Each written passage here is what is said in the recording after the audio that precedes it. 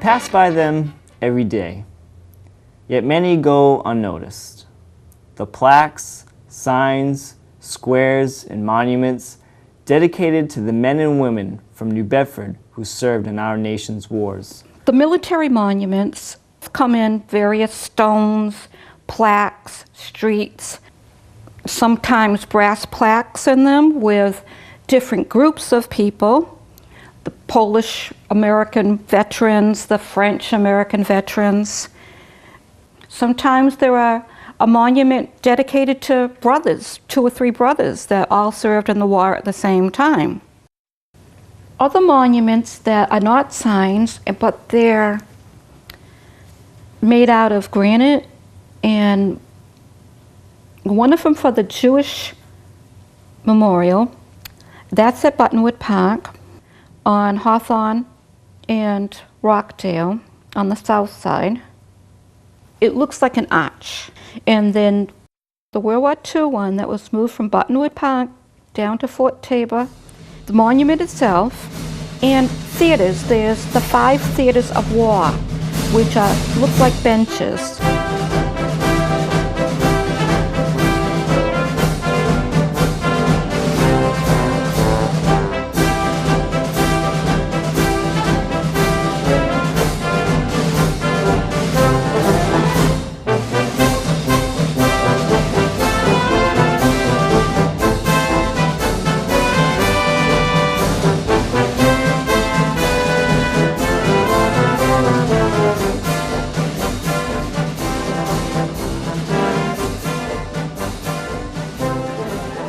A group of people will get together to honor a veteran who has achieved great prominence or was killed in action, and they want to honor that veteran. The most recent one was Sergeant Camara, who was killed in Iraq, and a committee was put together through one of his comrades and the New Bedford police officer, Dean Lawrence, who worked to get the committee together and a monument placed to him. Similar things occurred throughout time, either right after World War I or World War II, when you had the different veterans organizations that began sponsoring the monuments throughout the city. A lot of them were placed where they grew up. So as through time, when you had the city, you had the different neighborhoods, the Polish neighborhoods, the French neighborhoods, the Irish areas, the Cape Verdean areas, the Portuguese areas. They all had their monuments put up in the areas where they grew up. So that's why a lot of times today, when you go through the city, where you see the memorials is their neighborhood.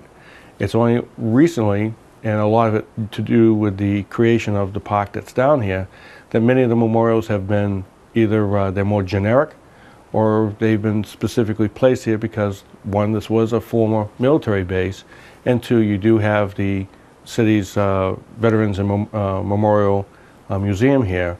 So it just lends into the atmosphere down in this area.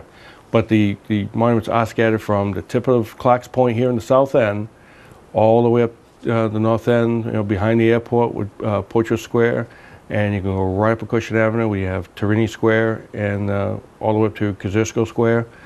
So it's through the whole city.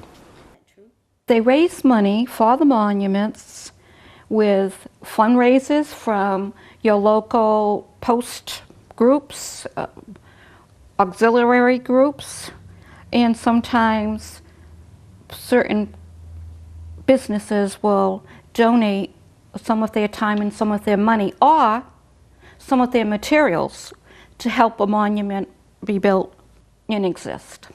Well, the earliest one in the city is to Peter Francisco, who's not a New Bedford resident, but is a Revolutionary War hero.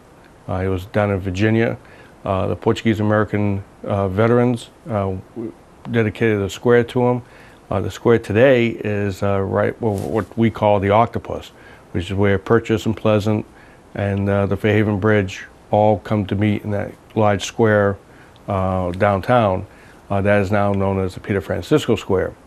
From that point, you then have to go up to the Civil War period, in which you have the memorial on William Street now, dedicated to Company C of the 54th Massachusetts. Company C was raised out of New Bedford. It was part of the famed 54th Mass, of which you had Sergeant Carney, who received the Medal of Honor for his actions at the Battle of Battery Wagner in July of 1863 outside of Charleston, South Carolina. From that point, you then have to go up to the Spanish-American War Memorial, which is, there's only one, and that's in the Common.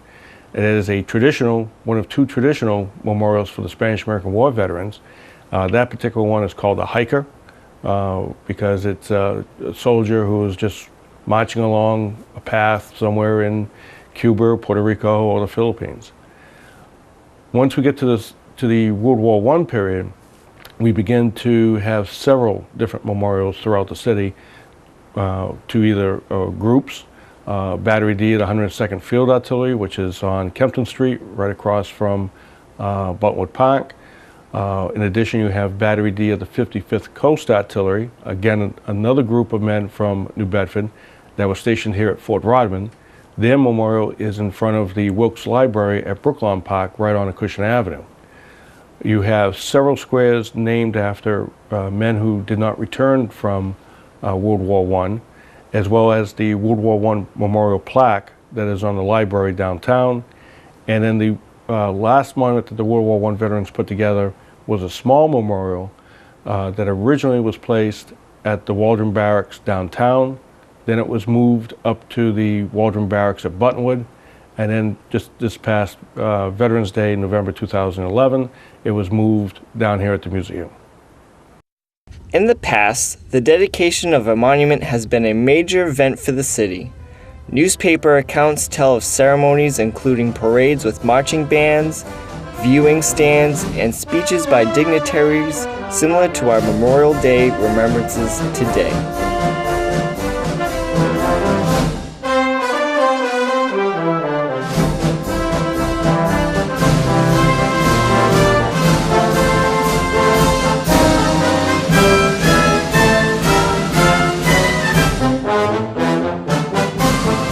Recently, they rededicated the Operation Tiger down at Fort Tabor, and they also rededicated and moved the World War II monument, which was located at Buttonwood Park, and they moved it down to Fort Tabor. And they did have military presence there, and they had the high school marching band. Not so much of a parade anymore, but a celebration. Some monuments are not easily seen. Although originally placed in prominent locations, modifications in streets altered the layout of the city. There's one dedicated to Joseph Irving Siegel, and he was an ensign in the Navy and was missing in action. His monument is at the bottom of Hawthorne Street in County. No one really notices it because there's a fence around it, and sometimes the grass is a little bit higher, but he is a soldier missing in action during World War II. The one that no one really knows about is the Emery E. England. It was a sign dedicated on October 5th, 1951, and he was killed in Korea in December 2nd, 1950. And he received a Purple Heart, and he was in combat medical badge. He received the combat medical badge, and he was a medic. And he was a medic for the 21st Infantry, and he was a private first class. There are no monuments to women who served. One of the issues that has come up in the past several years is putting together a Women in Armed Forces Memorial. Underneath the Mayor Lang's administration, it was begun with the city councils, Councilor Morad and Councilor Gonzalez leading the way. It is an issue that needs to be looked at because both Mayor Lang and Councilor Morad are no longer in office. So it's an issue that it needs to be taken a look at to dedicate one that served from World War I till today. There is nothing really specifically in New Bedford for women who served in the armed forces. What is interesting is that on the World War I plaque at the main library downtown, which lists those who died in service, is an Elizabeth L. Russell. And what we've been able to find out about her is that she was heading up a U.S. service canteen that was being put together by the YMCA, New Bedford resident from the Russell family.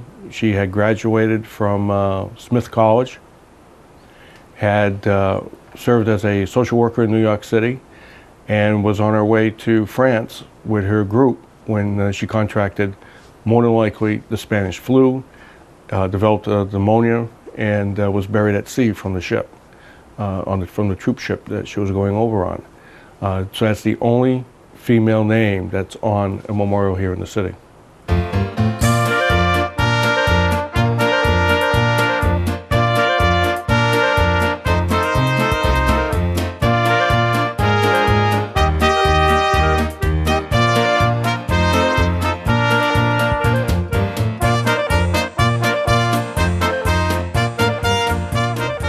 Several squares dedicated in memory of soldiers have been overrun by wider streets and traffic lights.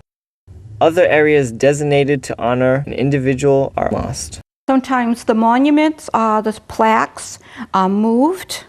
Sometimes they stay right there, and the Department of Public Works for the city will go and they will rededicate the monument or clean it up.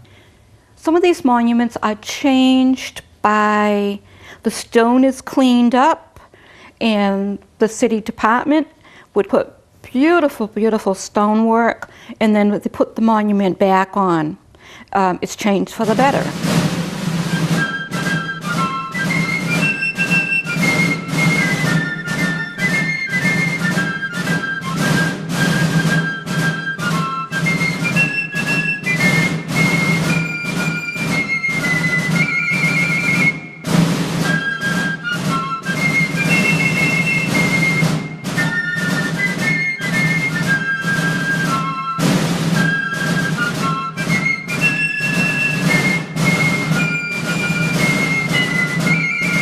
Someone my husband knew personally was Charlie Goodrow.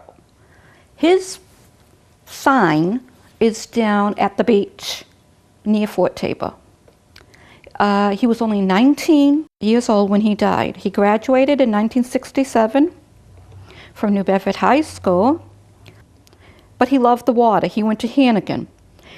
He graduated in 1967. He was born in 1948.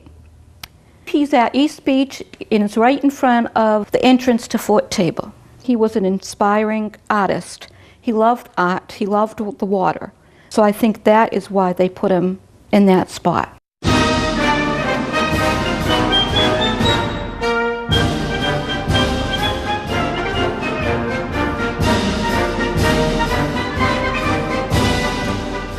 Unfortunately, there are several areas in the city named for World War I heroes, whose history is no longer remembered.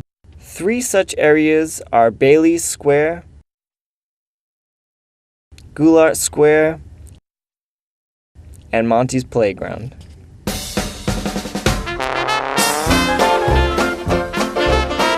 Almost everybody in the city of Bedford area has heard of Bailey Square, which is on Acushnet Avenue, midway up the north end, right where North Front Street and Acushnet Avenue come together. Frank Bailey's was an interesting person here in the city. He was known for driving very fast up and down what is now Asheville Boulevard, and as well as Acushnet Avenue. So it was no small wonder that he had that feeling of adventure, that when World War I began over in Europe, that he volunteered for the U.S. Army Ambulance Service, the U.S. Army Field Service, and was shipped over to Yugoslavia and Italy as an ambulance driver. During that period there, he received several awards, and then he joined the French Foreign Legion, which allowed him to be able to join into the American units fighting for France, particularly the airmen known as the Lafayette Escadrille. He served in that with very high distinction, shooting down over 9 planes. In several instances, he became eventually he became one of the high aces of World War I. received the French Croix de Guerre 9 times, which qualified for him to receive the highest award in France, which is the Legion of Honor. Unfortunately, he was shot down before the French government could award him that medal, and for over 90 years, no one really knew about him receiving that medal. In 2008, the French government awarded to the Bailey's family, and we have it here on display at the museum, the Legion of Honor for Frank Bailey's.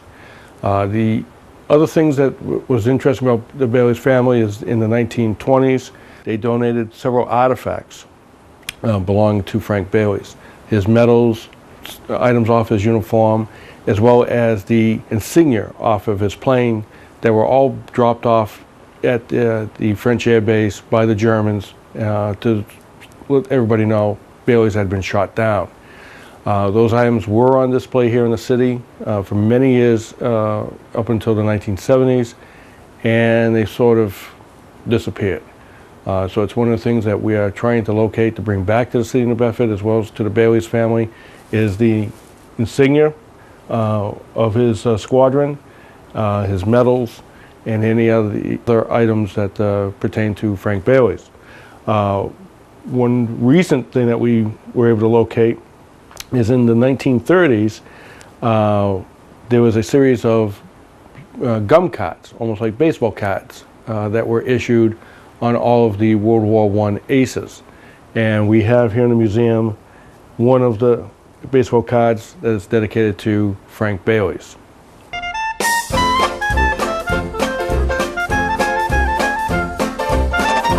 The portrait that we see right here is of Walter Goulart, another New Bedford resident. He was from the Rivet Street area. He was served in the 327th Infantry Regiment, or the 82nd Division. During World War I, the division became known as the All-American Division. And of course, by World War II and today, the division is a airborne division with gliders, and during World War II it had gliders and paratroops. But during World War I, the 327th that Walter was in, he served in a machine gun unit. He was killed in France and he's buried in France.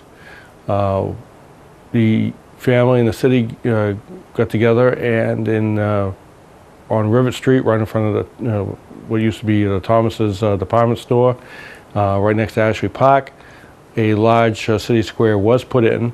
One of the prominent, nice featured squares with the street lights on top of it, dedicated to him. His family did not know exactly what the cemetery looked like until recently. We were able to retrieve a photograph of his gravesite in France.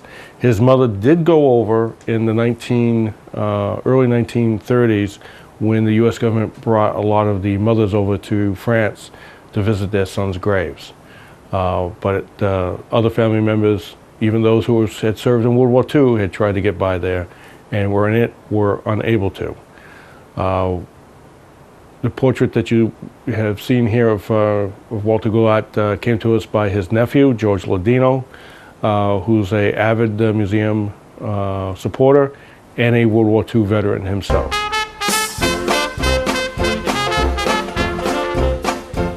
I have never met anybody over here who knew who Monty was. I often ask, do you know who Monty was? His name is José Jaime Monteiro in Portuguese, or José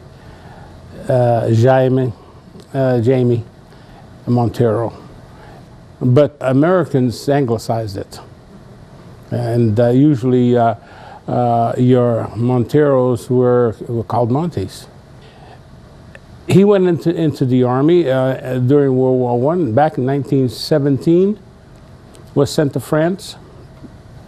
And he was wounded twice and became the first Cape Verdean to earn a Purple Heart. He was wounded twice in 1 month. And the last time that he was wounded so badly that they left him behind, and he was taken prisoner by the Germans. And he was released after the armistice. But he was still suffering from his wounds, and they had to replace his ribs with steel ribs, which caused him to live in pain for the rest of his life, which was not going to be very long. I think he died at, I think he was 39 or something like that, very young age, and left his wife and children. He was born in Fogo, in the Cape Verde Islands, and came as an immigrant. I decided to paint the portrait of José Monteiro because nobody knew who Monty was. They didn't even associate Monty with Cape Verdeans. And it wasn't until Ricky Barrows, a member of the community, did some background work and found out who he was, that there was a movement to put a dedicatory plaque on the playground. And people began to know that Monty was really a Cape Verdean, but they didn't know what he looked like. No one ever saw a picture of Monty. So I thought, so when I began to volunteer at the Military Museum, I thought that it would make a good addition, at least for the Cape Verdean people, because it had so much meaning. And I think it kind of puts Monty Park in a different dimension, at least as someone that who we know. Whereas before it was just a name. I would like people to remember Mr. Monty as someone who was one of ours, and at least speaking in reference to Cape Verdeans, or to other people throughout the city, that it was he was one of the citizens of this area. And that he made a sacrifice to this country, like many others who have done so. And that he went through hard times in his life because of that sacrifice, and that his life was cut short because of it. But then again, there's so many others who fit that same bill.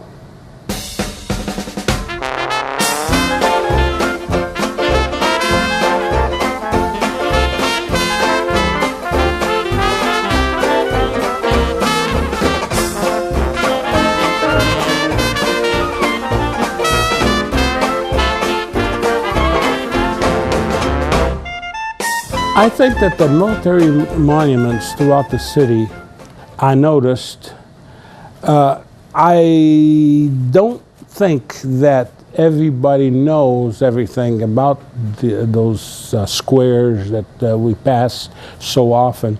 For example, whenever I go home, I go by Pulaski Square. I don't know who he was, and that's a shame. It's my fault. I should find out who he is, but I only remember when I'm going by. And I think that if this was publicized somewhere, who these people were, at least what war they participated in. Because sometimes it says Corporal so-and-so or Sergeant so-and-so, and that's it. It doesn't say much more than that. It is too bad that some of these monuments aren't taught in school. The William statue is, Lewis Temple, Frederick Douglass. These are all civic.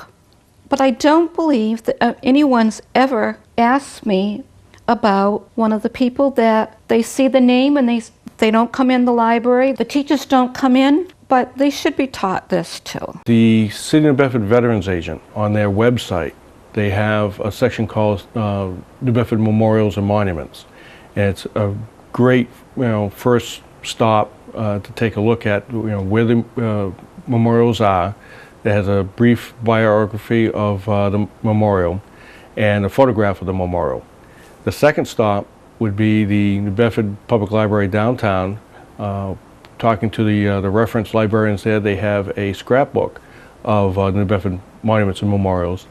And then the third spot would be here at the museum, in which in many of the cases we have a photograph and memorabilia of the men who are on these monuments.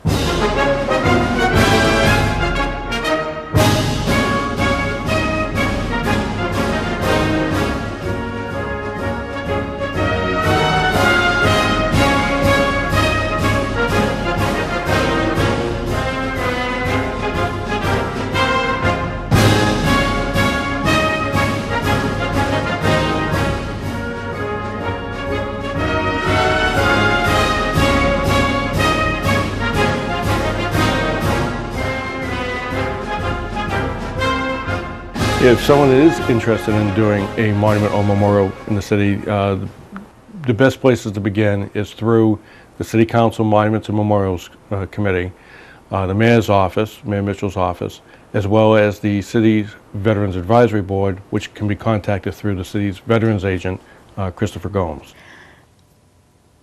I think the monuments are very important. I think we should keep this up. We don't have to go overboard, but we shouldn't stop. It is important. It's important for our history, and it's important for our future. You cannot forget, and you can always learn from them.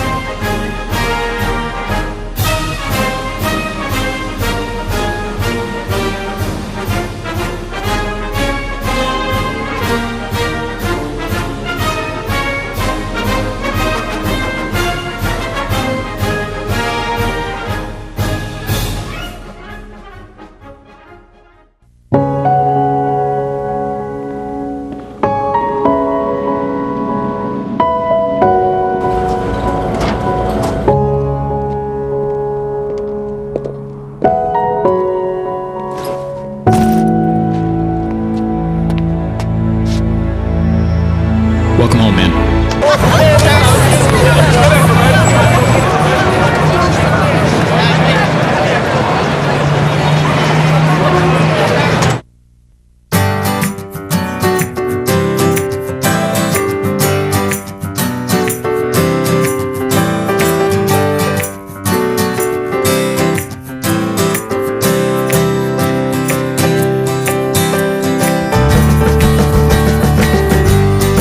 Real men know that getting tested is the way to take care of their families. That's why real men wear gowns. For a list of the tests you need, go to ahrq.gov.